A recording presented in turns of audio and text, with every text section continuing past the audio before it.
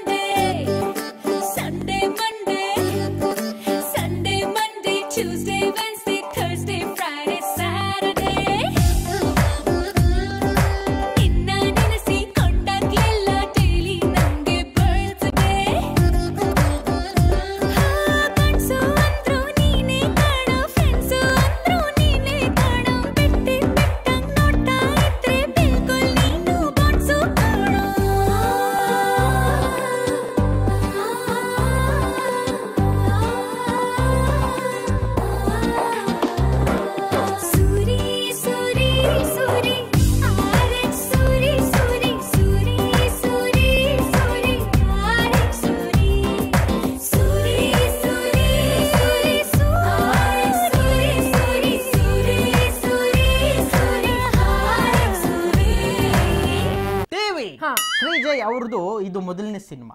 ಅವರು ಆಯ್ಕೆ ಮಾಡ್ಕೊಂಡಿರೋ ಒಂದು ಕತೆ ರೌಡಿಸಮ್ಗೆ ಸಂಬಂಧಪಟ್ಟದ್ದು. ಈ ಒಂದು ಚಿತ್ರದಲ್ಲಿ ರೌಡಿಸಮ್ನ ಆರ್ಭಟ ಇದೆಯಲ್ಲ ಅದು ತುಂಬಾ ಹೆವಿ ಆಗಿದೆ. ರೌಡಿಸಮ್ನ ಒಂದು ಮಚ್ಚುಗಳು ಏನಿದೆ ಚಿತ್ರದಲ್ಲಿ ಬಹಳ ಅದ್ಭುತವಾಗಿ ಮಾತಾಡ್ತವೆ. ಇಂಥ ಒಂದು ಕಥೆನ ಇವರು ಮೊದಲನೇ ಚಿತ್ರವಾಗಿ ಯಾಕೆ ಆಯ್ಕೆ ಮಾಡಿಕೊಂಡ್ರು ಅನ್ನೋದು ನೋಡಿದವರ ಒಂದು ಅಭಿಪ್ರಾಯ. Simple answer. ಈಗ ಫಸ್ಟ್ ಟೈಮ್ ಡಿರೆಕ್ಷನ್ ಮಾಡ್ತಾ ಇರೋದ್ರಿಂದ, ಡೆಬ್ಯೂಟಾನ್ ಡಿರೆಕ್ಷನ್ ಇರೋದ್ರಿಂದ ನಾವೇನ್ ಮಾಡ್ತೀವಿ, ನಾರ್ಮಲ್ ಆಗಿ ಹೆಚ್ಚು ಜನರು ಚಿತ್ರವನ್ನ ನೋಡಕ್ ಬರ್ಲಿ ಅನ್ನುವಂಥ ಒಂದು ಟಾರ್ಗೆಟ್ ಫಿಕ್ಸ್ ಮಾಡ್ಕೊಂಡಿರ್ತೀವಿ. ಸೊ ಕ್ಲಾಸ್ ಪ್ರೇಕ್ಷಕರಿಗಿಂತ ಮಾಸ್ನ ಆಕರ್ಷಿಸಿದ್ರೆ ಹೆಚ್ಚಾಗಿ ಕಲೆಕ್ಷನ್ಸ್ ಆಗುತ್ತೆ, ಜನ ನೋಡ್ತಾರೆ, ಮೆಚ್ಕೋತಾರೆ, ಒಳ್ಳೆ ರಿವ್ಯೂ ಕೊಡ್ತಾರೆ ಅನ್ನೋ ಭಾವದಿಂದ ಇದನ್ನ ಮಾಡಿರಬಹುದು. ಇನ್ನೊಂದೇನಪ್ಪ ಅಂದ್ರೆ ದುನಿಯಾ ವಿಜಯ್ ಅವ್ರಿಗೆ ಕ್ಲಾಸ್ ಆಡಿಯನ್ಸ್ಗಿಂತ ಮಾಸ್ ಆಡಿಯನ್ಸ್ ಸಾಕಷ್ಟು ಜನ ಇದ್ದಾರೆ. ಸೊ ಅದೆಲ್ಲವನ್ನ ಗಮನದಲ್ಲಿ ಇಟ್ಕೊಂಡು ಈ ವಿಧವಾದಂತ ಒಂದು ಸ್ಟೋರಿನ ಮಾಡಿರ್ಬೋದು. ಅಷ್ಟೇ ಅಲ್ಲ, ಚಿತ್ರದ ಕಾನ್ಸೆಪ್ಟ್ ಅದ್ಭುತವಾಗಿದೆ. ಕೇವಲ ಕ್ಲಾಸ್ ಗೋ ಮಾಸ್ ಗೋ ಅಂತ ಇದು ಮಾಡಿದ್ದಲ್ಲ, ಒಂದು ಡಿಮೆನ್ಷನ್ ಅಲ್ಲಿ ನಾನು ಹೇಳ್ದಂಗೆ ಮಾಸ್ಗೆ ಅಂತಾನೆ ತಿಳ್ಕೊಳ್ಳೋಣ, ಆದ್ರೆ ಒಂದು ನವಿರಾದ ಪ್ರೇಮ ಕಥೆ ಕೂಡ ಚಿತ್ರದಲ್ಲಿ ಇದೆ. ಸೊ ಅನಿರೀಕ್ಷಿತವಾಗಿ ಯಾವುದೋ ಒಂದು ತೊಂದರೆಯಲ್ಲಿ ಸಿಗಾಕೊಂಡು ರೌಡಿಸಮ್ಗೆ ಕಾರಣಾಂತರಗಳಿಂದ ಒಬ್ಬ ವ್ಯಕ್ತಿ ಎಂಟರ್ ಆಗ್ತಾನೆ. ಆದ್ರೆ ಹೊರಗೆ ಬರಕ್ ಆಗದೆ ಇರೋ ಅಷ್ಟು ರೇಂಜ್ ಅಲ್ಲಿ ಆ ವ್ಯಕ್ತಿ ಆ ರೌಡಿಸಮ್ ಅಲ್ಲಿ ಬೆಳೆದು ನಿಲ್ತಾನೆ. ಇಂಥ ಟೈಮಲ್ಲಿ ಫ್ಯಾಮಿಲಿ ವ್ಯಾಲ್ಯೂಸ್ ಎಲ್ಲಿ ಹೋಗುತ್ತೆ, ತಂದೆ ತಾಯಿ ಒಡಹುಟ್ಟಿದವ್ರು ಇರ್ಬೋದು, ಇವೆಲ್ಲ ಅವ್ರನ್ನ ಮತ್ತೆ ಸಂಪರ್ಕಿಸಕ್ಕೆ ಪ್ರಯತ್ನ ಪಡ್ತಾರ, ಅವನದನ್ನು ಉಳಿಸ್ಕೊಳ್ಳೋಕ್ಕಾಗತ್ತಾ ಅನ್ನುವಂಥ ಒಂದು ಫ್ಯಾಮಿಲಿ ವ್ಯಾಲ್ಯೂ ತೋರಿಸುವಂಥ ಡೈಮೆನ್ಷನ್ ಇದೆ. ಇನ್ನೊಂದು, ತಾನು ಪ್ರೀತಿಸಿದಂಥ ಹುಡುಗಿನ ಒಪ್ಕೋಬೇಕಾ ಅಥವಾ ತನ್ನ ಒಂದು ರೌಡಿಸಮ್ ನೇಚರ್ ಅಥವಾ ಆ ಒಂದು ಶೇಡ್ ಅವಳಿಗೆ ತೊಂದರೆ ಆಗತ್ತಾ, ಮಾರಕ ಆಗತ್ತಾ ಅನ್ನೋ ಭಯ, ಕನ್ಫ್ಯೂಷನ್, ಆತಂಕದಲ್ಲಿ ಹೀರೋ ಇರ್ತಾನೆ. ಇದು ಇನ್ನೊಂದು ಶೇಡ್ ಆಗುತ್ತೆ. ಥರ್ಡ್ ಡೈಮೆನ್ಷನ್ ನೋಡೋದಾದ್ರೆ ರೌಡಿಸಮ್ನಲ್ಲಿ ಬೆಳೆದ್ ನಿಂತ ಹೌದು, ಆದರೆ ಸ್ನೇಹಕ್ಕೆ ಬೆಲೆ ಕೊಡಬೇಕಾ ಅಥವಾ ಸ್ನೇಹನೇ ಡೇಂಜರ್ ತಂದ್ಕೊಡುತ್ತಾ, ಈ ಎಲ್ಲ ಡೈಮೆನ್ಷನ್ಸು ಕೂಡ ಬ್ಯೂಟಿಫುಲ್ ಶೇಡ್ಸ್ ಅಲ್ಲಿ ಪೋರ್ಟ್ರೇ ಮಾಡಿದ್ದಾರೆ. ಸೊ ನಿಜವಾಗ್ಲೂ ಚಿತ್ರ ಅನ್ನೋದು ಸೂಪರ್ಬ್ ಆಗಿದೆ. ಯಾ, ಒಟ್ಟಿನಲ್ಲಿ ಹೊಸ ಡೈರೆಕ್ಟರ್ನ ಬಿಟ್ಕೊಡ್ಲೇ ಇಲ್ಲ ಶ್ರೀಜಯ್ದು.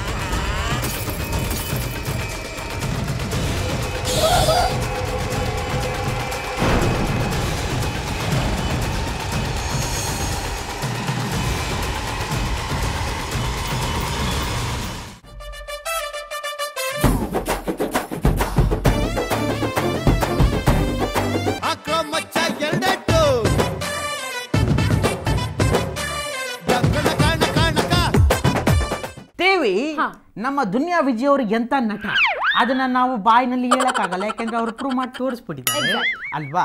ಆದ್ರೆ ಈ ಆರ್ಎಕ್ಸ್ ಸೂರಿ ಚಿತ್ರದಲ್ಲಿ ಅವರು ಸೂರ್ಯ ಪಾತ್ರನ ನಿಭಾಯಿಸಿದ್ದಾರೆ. ಈ ಒಂದು ಪಾತ್ರ ಅವರು ತುಂಬಾ ಚೆನ್ನಾಗಿ ಮಾಡಿದ್ದಾರೆ, ಇಲ್ಲ ಅಂತ ನಾನು ಹೇಳ್ತಿಲ್ಲ.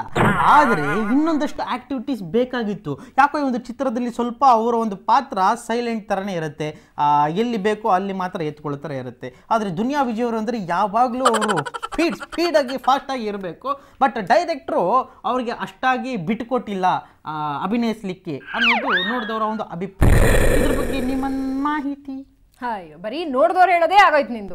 ಅಲ್ಲ ಕಣೋ, ಚಿತ್ರದಲ್ಲಿ ನೀನೇ ಹೇಳ್ದಂಗೆ ರೌಡಿಸಮ್ ಮೇನ್ ಹೈಲೈಟ್ ಅಂದ್ರೆ ರೌಡಿಸಮ್ ಚಿತ್ರದಲ್ಲಿ ಆ ಒಂದು ಕ್ವಾಲಿಟಿನ ಮೇಂಟೈನ್ ಮಾಡ್ಕೊಳ್ಳೋಕೆ, ರೌಡಿಸಮ್ ಹವಾನ ಮೇಂಟೈನ್ ಮಾಡ್ಕೊಳ್ಳೋಕೆ ಆ ಬಿಲ್ಡಪ್ ಏನ್ ಬೇಕು? ಒಂದು ಸೈಲೆನ್ಸ್, ಒಂದು ಡಿಗ್ನಿಫೈಡ್ ಸೈಲೆನ್ಸ್, ಒಂದು ಒಳ್ಳೆ ಮೌನ ಇರಬೇಕು. ಜೊತೆಗೆ ಸಖತ್ ಸೂಪರ್ ಆಗಿರುವಂತ ಆಕ್ಷನ್ ಸ್ಟಂಟ್ಸ್ ಇರಬೇಕು. ಸೊ ಆ ಆಟಿಟ್ಯೂಡೇ ಇಂಪಾರ್ಟೆಂಟ್. ಆ ಸೈಲೆನ್ಸೇ 1000 ಮಾತು ಹೇಳೋದಕ್ಕೆ ಸಮಾಧಾನ. ಸೊ ಈ ರೀತಿ ಇರುವಂತ ಚಿತ್ರದಲ್ಲಿ ಕ್ಯಾರೆಕ್ಟರ್ ನ ಪ್ಲೇ ಮಾಡುವಾಗ ಇತರೆ ಸಿನಿಮಾಗಳಲ್ಲಿ ನೀನ್ ಆಗ್ಲೇ ಹೇಳ್ದಂಗೆ ಅವರು ಸಖತ್ ಸ್ಪೀಡ್ ಆಗಿ, ಫಾಸ್ಟ್ ಆಗಿ, ಸಖತ್ ಸೂಪರ್ ಇರೋ ಡೈಲಾಗ್ಸ್ ಎಲ್ಲ ಹೇಳಿದ್ದಾರೆ. ಆದ್ರೆ ಈ ಚಿತ್ರದಲ್ಲಿ ನಮ್ಮ ಸ್ಕ್ರಿಪ್ಟ್ ರಿಕ್ವೈರ್ಮೆಂಟ್ ಅವ್ರು ಅದನ್ನ ಡೌನ್ ಪ್ಲೇ ಮಾಡ್ಬೇಕಿತ್ತು. ಅಂಡರ್ ಪ್ಲೇ ಮಾಡಿದ್ರೆ ಮಾತ್ರ ಆ ಒಂದು ಸೈಲೆನ್ಸ್ಗೆ ಒಂದು ವ್ಯಾಲ್ಯೂ ತಂದ್ಕೊಟ್ಟಾಗೆ. ಸೊ ಹವಾ ಮೇಂಟೈನ್ ಮಾಡೋದಕ್ಕೋಸ್ಕರ ಈ ತರವಾದಂಥ ಆಕ್ಟಿಂಗ್ ನ ಮಾಡಿದಾರಪ್ಪ. ಅದಿರ್ಲಿ, ತಾವು ಸ್ವಲ್ಪ ಆಕ್ಷನ್ ಬಗ್ಗೆ ಹೇಳಿ ನೋಡೋಣ. ಆಕ್ಷನ್ ಬಗ್ಗೆ ಏನು ಹೇಳೋಕ್ಕಿಲ್ಲ, ಎಲ್ಲ ಜಬರ್ದಸ್ತ್ ಆಗಿದೆ. ಸುಮ್ಮನೆ ನೋಡಿ ನೀವೇ ಕಣ್ಣಾರೆ.